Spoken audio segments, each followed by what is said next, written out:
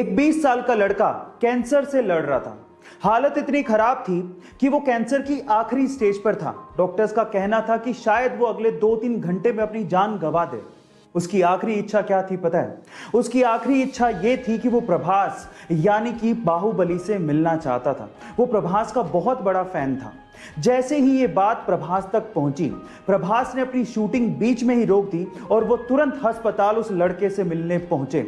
वहां जाके सबसे पहले उन्होंने उस लड़के को किस किया और उसके साथ 1 घंटा बिताया। गाइस, जानने वालों का यह तक कहना है कि जो लड़का अगले 2-3 घंटे में मरने वाला था, वो लड़का इस इंसिडेंट के बाद यानी कि प्रभास से मिलने के बाद लगभग 10 दिन तक जिया।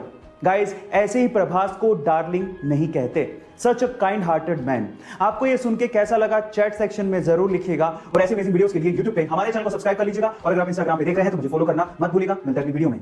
गाइस, किसी जमाने में भारत हॉकी का सिरमौर हुआ करता था और उसकी वजह थी हॉकी के जादूगर ध्यानचंद। बाय द वे, हमारे देश का राष्ट्रीय खेल क्रिकेट नहीं है बल्कि हॉकी है। ये तो पता है ना आपको?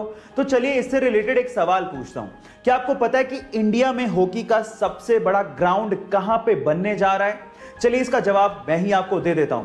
इंडिया में हॉकी का सबसे बड़ा ग्राउंड ओडिशा के राउरकेला में बनने जा रहा है, जिसकी कैपेसिटी 20,000 दर्शकों की होगी। अगर कोरोना की सिचुएशन खत्म हो गई तो लगभग 20,000 लोग एक साथ हॉकी का मजा उस ग्राउंड पे ले पाएंगे। बाय द वे, 2023 का वर्ल्ड कप हॉकी वहीं पे खेले जाने वाला है। गाइस, ये इंफॉर्मेटिव वीडियो आपको कैसी लगी चैट सेक्शन में जरूर लिखिएगा और ऐसे अमेजिंग वीडियोस के लिए YouTube पे हमारे चैनल को सब्सक्राइब कर लीजिएगा और अगर आप Instagram पे देख रहे हैं तो मुझे फॉलो करना मत भूलिएगा। मिलता है अगली वीडियो में।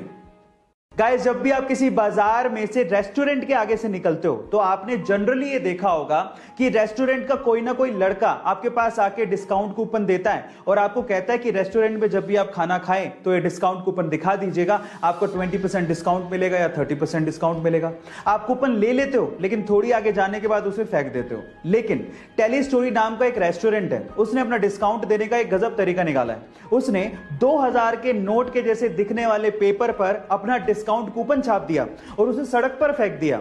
अब लोग क्या करते हैं? लोग 2000 के नोट जैसा पेपर देख के उसे उठा लेते हैं और जैसे उसे खोलते हैं तो उसमें लिखा होता है, कांग्रेचुलेशंस, आपको 20% डिस्काउंट मिलेगा अगर आप होटल में जाके खाओगे तो गाइस, कहां हम लोग डिस्काउंट कूपन फेंक देते हैं, लेकिन यहां पर इन दिस केस मार्केटिंग इतनी जबरदस्त है कि लोग जमीन से उठा के डिस्काउंट कूपन को पढ़ रहे हैं। गाइस, आपको ये मार्केटिंग आइडिया कैसा लगा चैट सेक्शन में जरूर लिखिएगा और ऐसे अमेजिंग वीडियोस के लिए YouTube पे हमारे चैनल को सब्सक्राइब कर लीजिएगा और अगर आप Instagram पे देख रहे हैं तो मुझे फॉलो करना मत भूलिएगा। मिलते हैं अगली वीडियो में। जहां एक और इंडिया कोरोना के सेकेंड वेव के खतरे से गुजर रहा है, वहीं इस दुनिया में एक ऐसा देश है जिसने अपने आप को कोरोना फ्री घोषित कर दिया है, वो भी इस सिचुएशन में। अब वहां पर पब्लिकली भी मास्क लगाने तक की जरूरत नहीं है। वो देश है इजराइल। पर सवाल ये उठता है कि ये हुआ कैसे? ये हुआ सामूहिक टीकाकरण प्रोग्राम को सुनियोजित तरीके से चलाने की वजह से। सबसे पहले तो वहां के लोगों ने अपनी सरकार पर वैक्सीनेशन के लिए भरोसा दिखाया और वैक्सीनेशन प्रोग्राम में बढ़ चढ़कर हिस्सा लिया।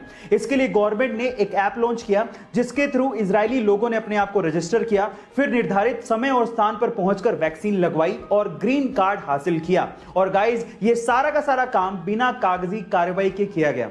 गाइज, क्या आपको भी लगता है कि इंडिया में भी इजराइल के जैसे ऐसा कुछ होना चाहिए? चैट सेक्शन में जरूर लिखिएगा और ऐसे अमेजिंग वीडियोस के लिए YouTube पे हमारे चैनल को सब्सक्राइब कर लीजिएगा और अगर आप Instagram पे देख रहे हैं तो मुझे फॉलो करना मत भूलिएगा। मिलता है अगली वीडियो में।